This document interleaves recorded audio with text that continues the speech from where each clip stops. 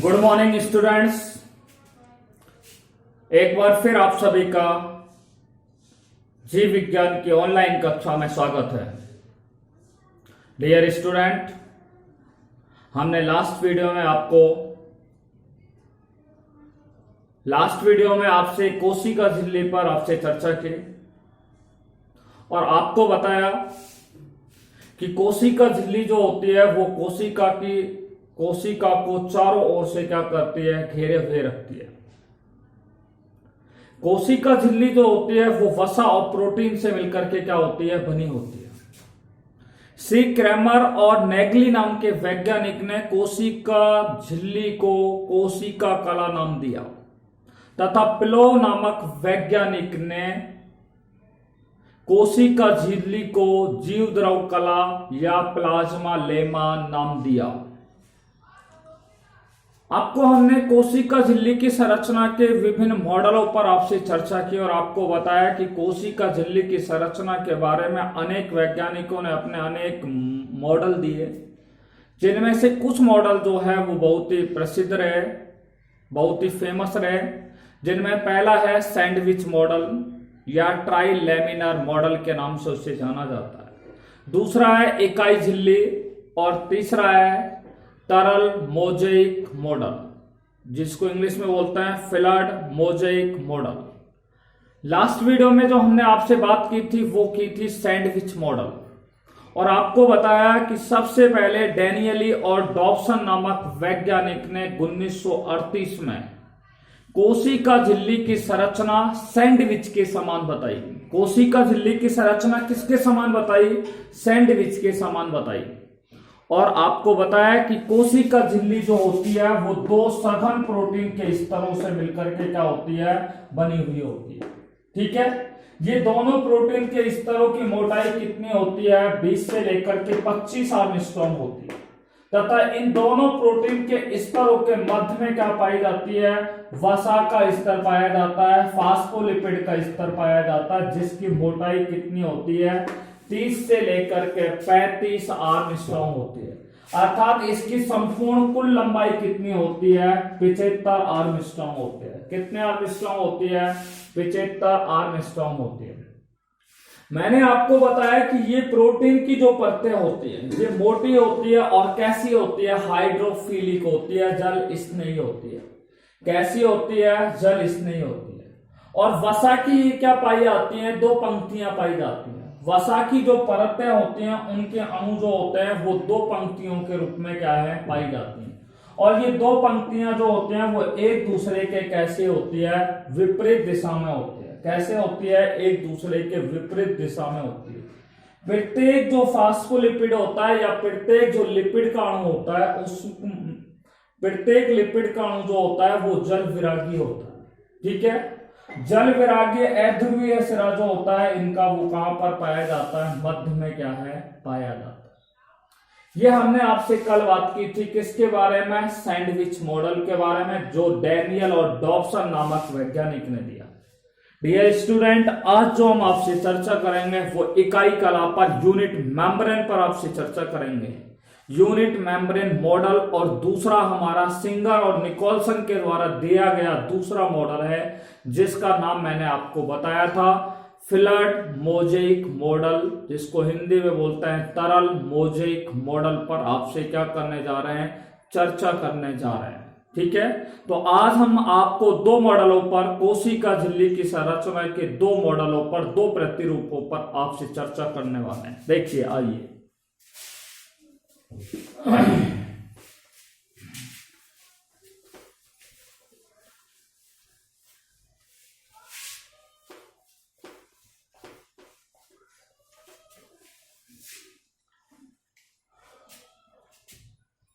Lesson number 8 हमारा regular चल रहा है।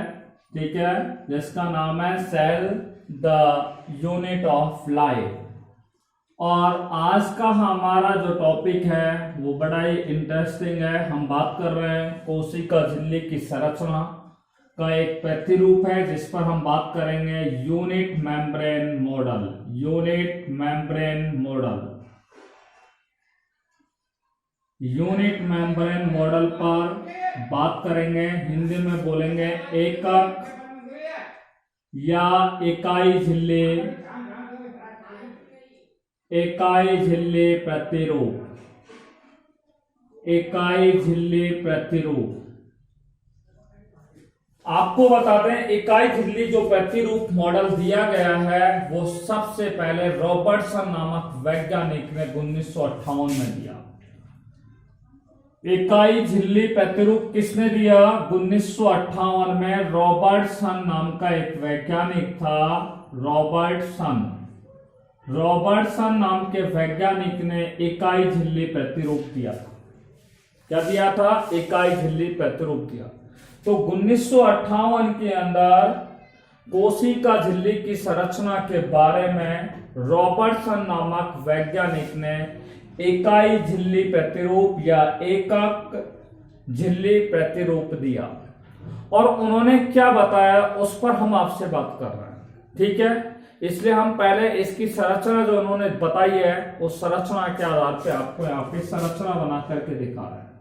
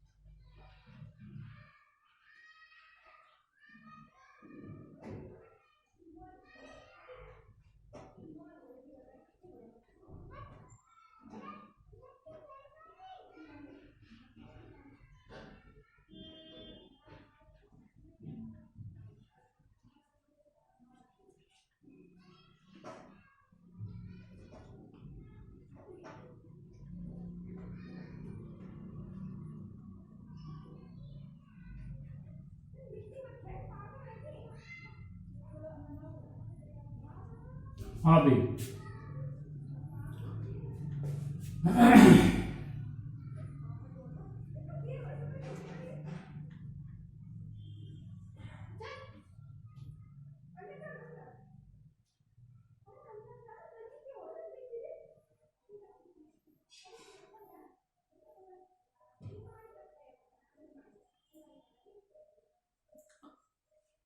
देखिए कोशिका झिल्ली की जो संरचना के लिए इकाई झिल्ली प्रतिरूप मॉडल जो दिया गया वो रॉबर्टसन नामक वैज्ञानिक ने 1958 में दिया।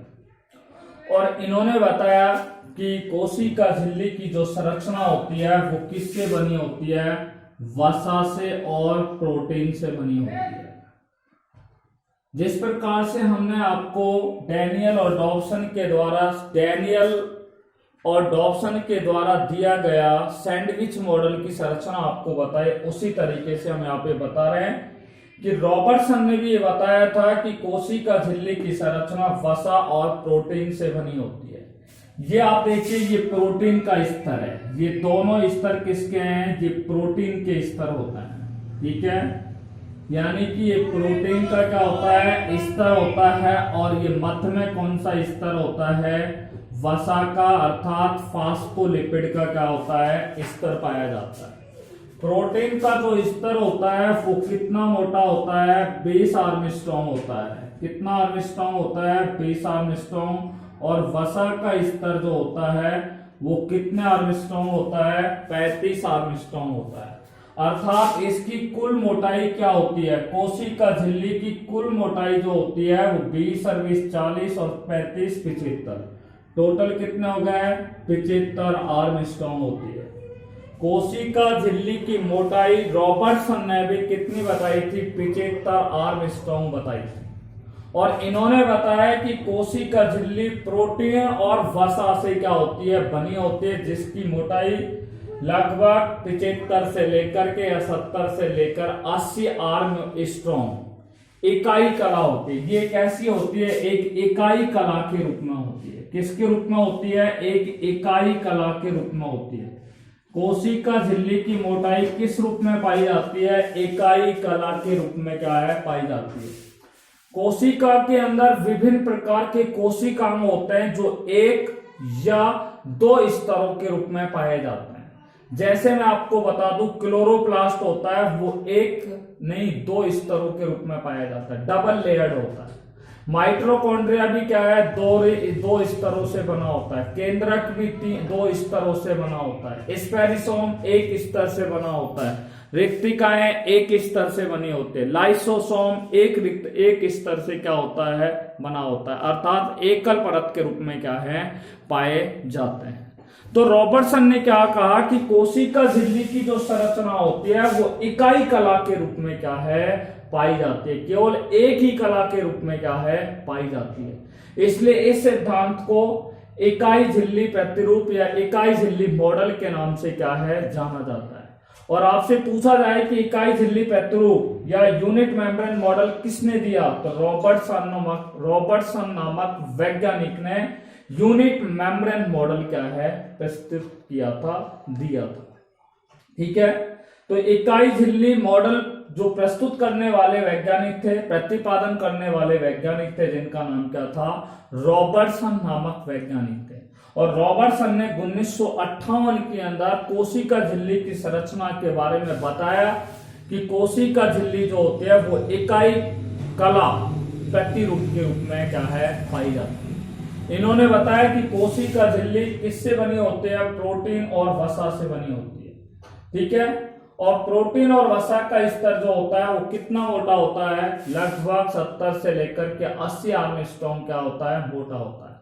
विभिन्न कोशिका के जो कोशिकांग होते हैं उनमें ये एक या दो स्तरों के रूप में पाए जाते हैं। जैसे क्लोरोप्लास्ट हो सकता है, माइटोकॉन्ड्रिया होता है, केंद्रक होता है, उसमें 2 परतों के रूप में पाए जाते हैं। स्पेरिसोम होता है, रिक्तिका होती है, लाइसोसोम होता है, राइबोसोम होता है, उसमें एक यानी कि परत के रूप में क्या है, ये पाए जाते हैं। ठीक है, तो इकाई कला मॉडल किसके द्वारा दिया गया था, रॉबर्टसन नामक वैज्ञानिक के द्वारा दिया गया। देखिए, कोशिका झिल्ली के बाद हम बात कर रहे हैं कोशिका झिल्ली के मॉडल के बारे में। तीसरा जो मॉडल है उस पर हम आपसे बात करेंगे। देखो, मैं आपको बता दूं, अब तक हम 2 मॉडलों पर बात कर चुके हैं, सैंडविच मॉडल और यूनिट मेम्ब्रेन मॉडल। ये दोनों मॉडल हमारे वैज्ञानिकों ने रिजेक्ट कर दिए, अस्वीकार कर दिए। क्यों कर दिए, क्योंकि इन दोनों मॉडलों के अंदर ही कोशिका झिल्ली की प्रत्यास्था और चयनात्मक पारगम्यता के गुण को क्या है, स्पष्ट नहीं किया जा सकता। ये दोनों ही मॉडलों के अंदर, यानी कि यूनिट मेम्ब्रेन मॉडल और सैंडविच मॉडल, इन दोनों मॉडलों के अंदर कोशिका झिल्ली की जो प्रत्यास्था का गुण है उसको स्पष्ट नहीं किया जा सका, और न ही कोशिका जो होती है, कोशिका झिल्ली, उसमें एक चयनात्मक पारगम्यता का क्या पाया जाता है, गुण पाया जाता है। सेलेक्टिव परमेबिलिटी का क्या पाया जाता है, गुण पाया जाता है। तो चयनात्मक पारगम्यता के गुण को भी क्या है, इन दोनों मॉडलों के अंदर क्या है, यानी कि स्पष्ट रूप से इनके बारे में बताया नहीं गया, इनके बारे में समझाया नहीं गया। इसलिए दोनों मॉडल क्या है, हमारे वैज्ञानिकों ने क्या कर दिए, रिजेक्ट कर दिए।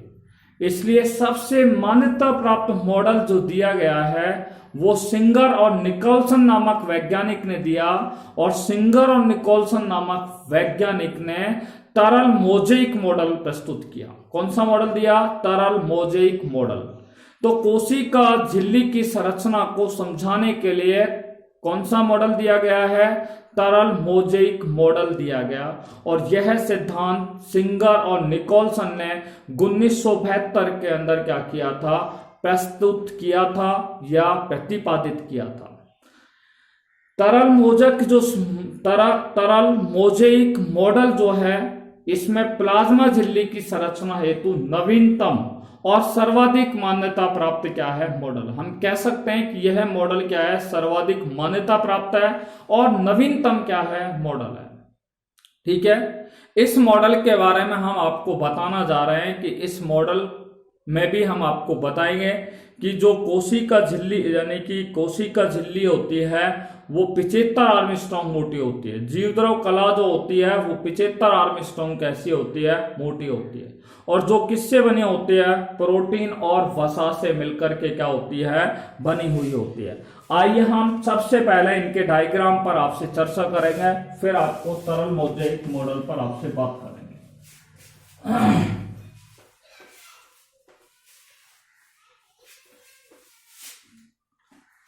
नेक्स्ट हमारा है फ्लड, FLUID, फ्लड मोज़ेइक मॉडल। ठीक है, तरल मोज़ेइक मॉडल, तरल मोज़ेइक मॉडल पर आपसे क्या कर रहे हैं, बात कर रहे हैं। देखिए भी सबसे पहले हम बात करते हैं इनके डायग्राम के बारे में। ठीक है,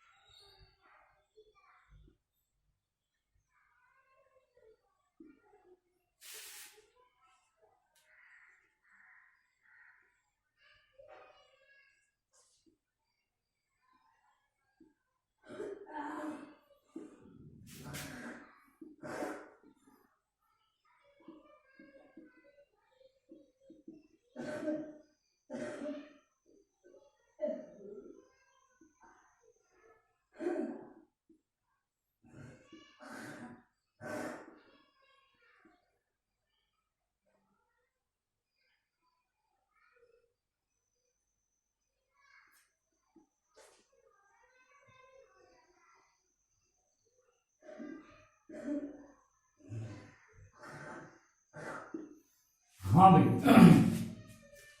मैं आपको बता रहा था तरल मोज़ेइक मॉडल। यह मॉडल सिंगर और निकोलसन नामक वैज्ञानिक ने सिंगर और निकोलसन नामक वैज्ञानिक ने 1972 में क्या है प्रस्तुत किया या प्रतिपादित किया। सिंगर और निकोलसन ये दो वैज्ञानिक थे जिन्होंने कोशिका झिल्ली की संरचना के लिए तरल मोज़ेक मॉडल क्या है प्रस्तुत किया।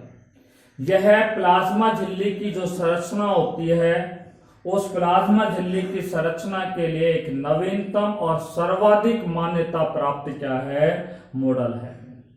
इन्होंने बताया कि कोशिका कला या जीवद्रव कला जो होती है वो कितनी मोटी होती है, 75 आर्मस्ट्रॉन्ग मोटी होती है। ये किससे बनी होती है, प्रोटीन से, और किससे बनी होती है, वसा से क्या होती है बनी होती है।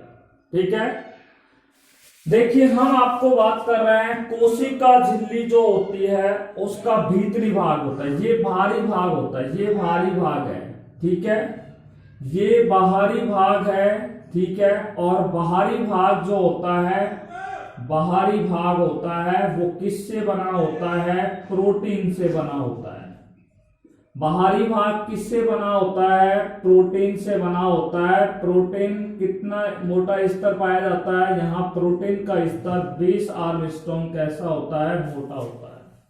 ठीक है, और प्लाज्मा झिल्ली के भीतरी भाग के अंदर या कोशिका झिल्ली का जो भीतरी भाग होता है उस भीतरी भाग के अंदर ये किसका स्तर पाया जाता है, वसा का स्तर पाया जाता है, फास्फोलिपिड का स्तर पाया जाता है। और फास्फोलिपिड का जो स्तर होता है वो कितना मोटा होता है, 35 आर्मस्ट्रॉन्ग कैसा होता है, मोटा होता है। ठीक है, कोशिका झिल्ली के भीतर ये वसा का जो स्तर होता है वो दो स्तर पाए जाते हैं, एक स्तर ये रहा, दूसरा स्तर क्या रहा, ये रहा। और प्रत्येक स्तर के बाहर की तरफ, प्रत्येक स्तर का ये बाहर है, ये प्रत्येक स्तर के बाहर की तरफ क्या पाया जाता है, यहां पर जल स्नेही। ठीक है, प्रत्येक स्तर के बाहर की तरफ क्या पाया जाता है, जल स्नेही। ये जल स्नेही भाग होता है। ये वाला भाग कौन सा होता है, यानी कि वसा के बाहर की तरफ, यानी कि वसा का जो स्तर होता है ये वसा के स्तर की बाहर की तरफ है। और ये बाहर की तरफ का जो स्तर होता है अर्थात प्रोटीन वाला स्तर जो होता है वो कैसा होता है, जल स्नेही होता है, हाइड्रोफिलिक होता है। कैसा होता है, जल स्नेही होता है।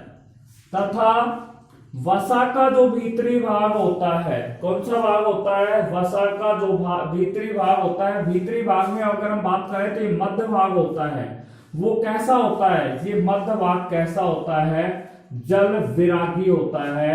जल विरागी यानी कि हाइड्रोफोबिक प्रकार का होता है। ये हाइड्रोफिलिक होता है। मैंने आपको बताया अभी कि कोशिका झिल्ली जो होती है वो प्रोटीन और वसा से बनी होती है। तो प्रोटीन कौन सा भाग होता है, भारी भाग होता है जिसकी मोटाई 20-20 आर्मस्ट्रॉन्ग होती है। आंतरिक भाग या भीतरी भाग होता है वो वसा का बना होता है जो 35 आर्मस्ट्रॉन्ग मोटा होता है। मैंने आपको बताया कि वसा के बाहर की तरफ जो स्तर होता है वो जल स्नेही होते हैं, अर्थात ये बाहर की तरफ कौन सा भाग होता है, प्रोटीन का स्तर होता है वो जल स्नेही होता है। तथा वसा का जो मध्य भाग होता है वो कैसा होता है, जल विरागी होता है, हाइड्रोफोबिक प्रकार का होता है। ठीक है, जिसकी मोटाई मैंने आपको बता दी कितनी होती है, वसा की मोटाई कितनी होती है, 35 आर्मस्ट्रॉन्ग होती है।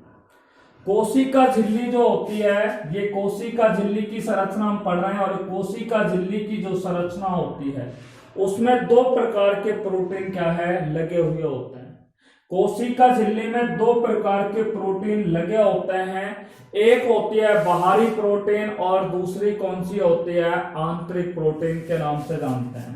तो यहाँ पे प्रोटीन जो होती है, कोशिका कला के अंदर प्रोटीन दो प्रकार की लगी होती है। एक को बोलते हैं बाह्य प्रोटीन, इंग्लिश में बोलते हैं एक्सट्रेंसिक प्रोटीन के नाम से जानते हैं, और दूसरी को कौन सी है, आंतरिक प्रोटीन, जिसको इंट्रिंसिक प्रोटीन के नाम से क्या है, जाना जाता है। तो कोशिका झिल्ली के अंदर प्रोटीन जो होती है वो दो प्रकार से लगी होती है, एक बाह्य प्रोटीन के रूप में, दूसरी कौन सी प्रोटीन के रूप में लगी होती है, आंतरिक प्रोटीन के रूप में लगी होती है।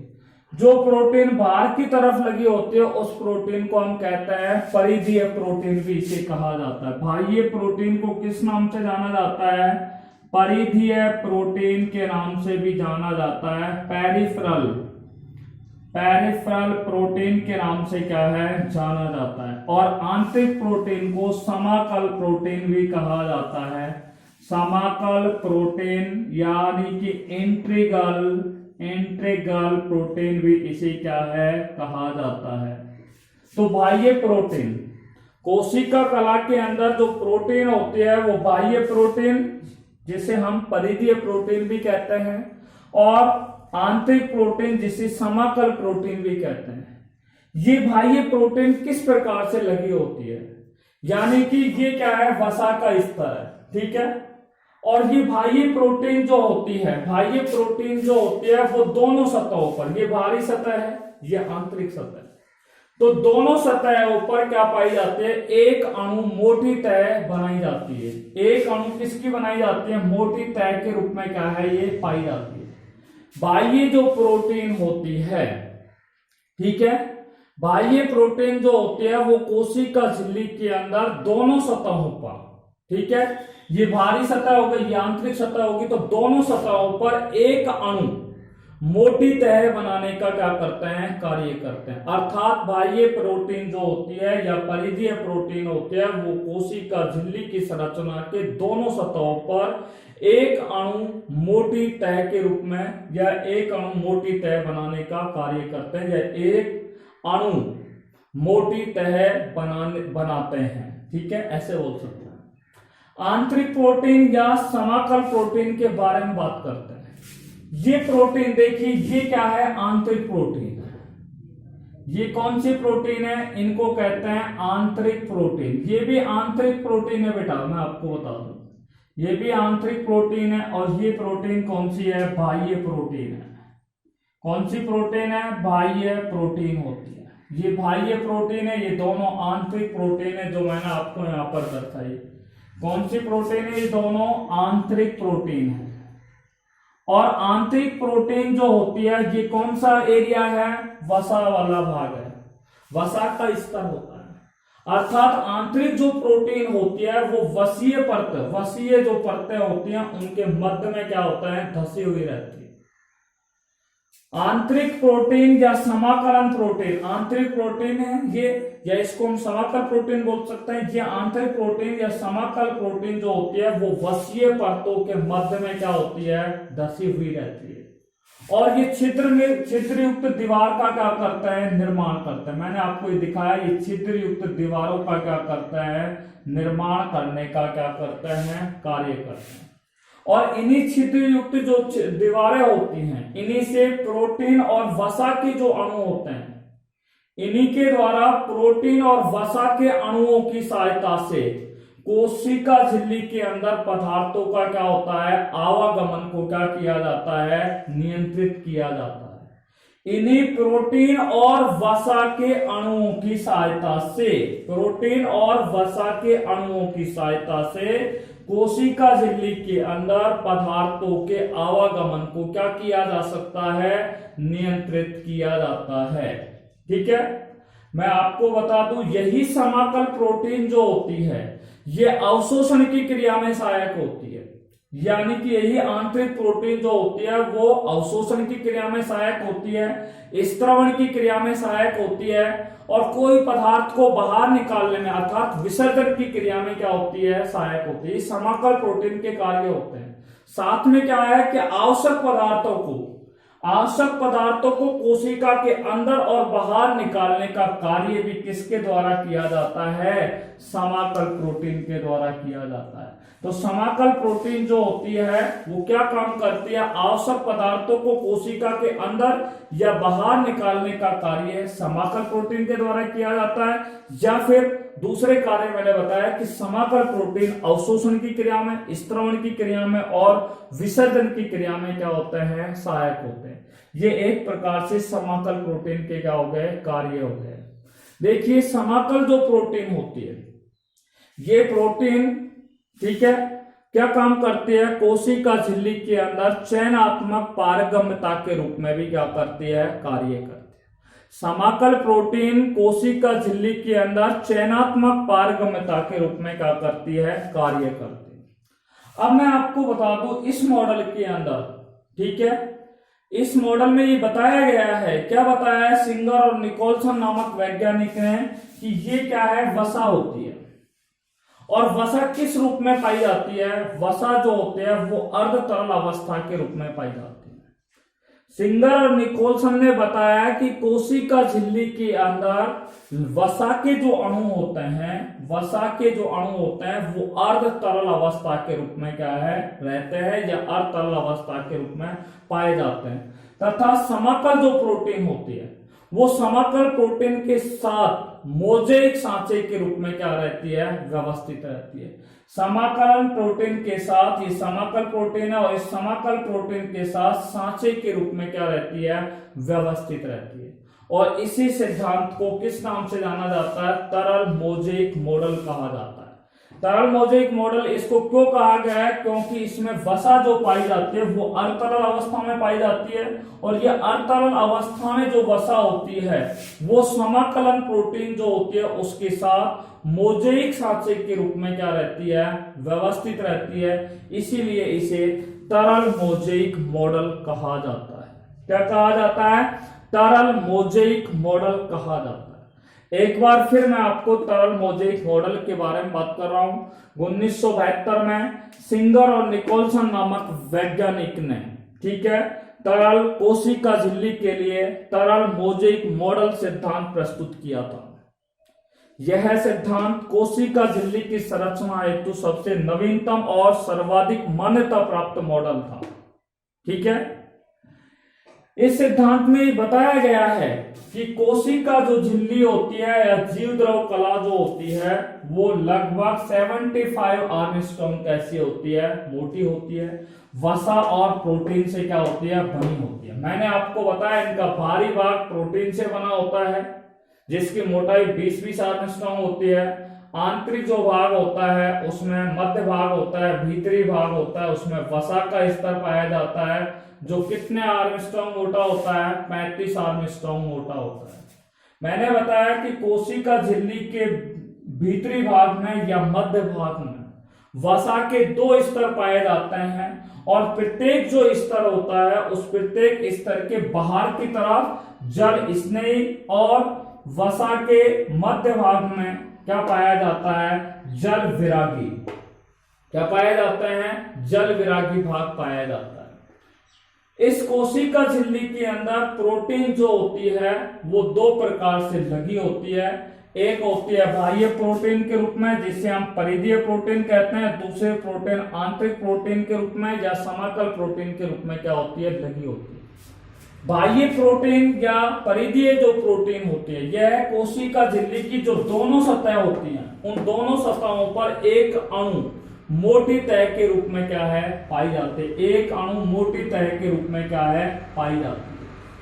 तथा आंतरिक जो प्रोटीन होती है ये वसीय परत है और ये वसीय परत के मध्य में क्या होते हैं, दसे हुए होते हैं। आंतरिक प्रोटीन या समाकलन प्रोटीन जो होते हैं वो वसीय परत होती है और ये वसीय परतों के मध्य में क्या होता है, धसे हुए होते हैं। ठीक है, और ये क्या है, छिद्र युक्त दीवारों का क्या करती है, निर्माण करती हैं और इन्हीं से क्या है, प्रोटीन और वसा के जो अणुओं की सहायता से, प्रोटीन और वसा के अणुओं की सहायता से कोशिका झिल्ली में पदार्थों के आवागमन को क्या किया जाता है, नियंत्रित किया जाता है। तथा समाकलन प्रोटीन जो होती है वो आवश्यक पदार्थों को कोशिका के अंदर और बाहर निकालने में क्या होती है, सहायक होती है। साथ में समाकलन प्रोटीन अवशोषण, स्त्रवण और इसमें सहायक होती है, विसर्जन की क्रिया में क्या होती है, सहायक होती है। मैंने आपको बताया कि सिद्धांत में सिंगर और निकोलसन नामक वैज्ञानिक ने बताया था कि वसा का जो स्तर होता है वो अर्ध तरल अवस्था के रूप में कोशिका झिल्ली का अंदर पाया जाता है तथा समाकल जो प्रोटीन होती है वो इस किसके साथ? समाकल जो प्रोटीन होती है वो अर्धतरल अवस्था में अर्धतरल अवस्था में जो वसा पाई जाती है उसके साथ मोजेक सांचे के रूप में क्या रहती है? व्यवस्थित रहती है। ठीक है, ये हमारा मॉडल हो गया है तरल मोजेक मॉडल, जो सिंगर और निकोलसन के द्वारा दिया गया। इसी के साथ आज का हमारा ये टॉपिक पूरा हुआ।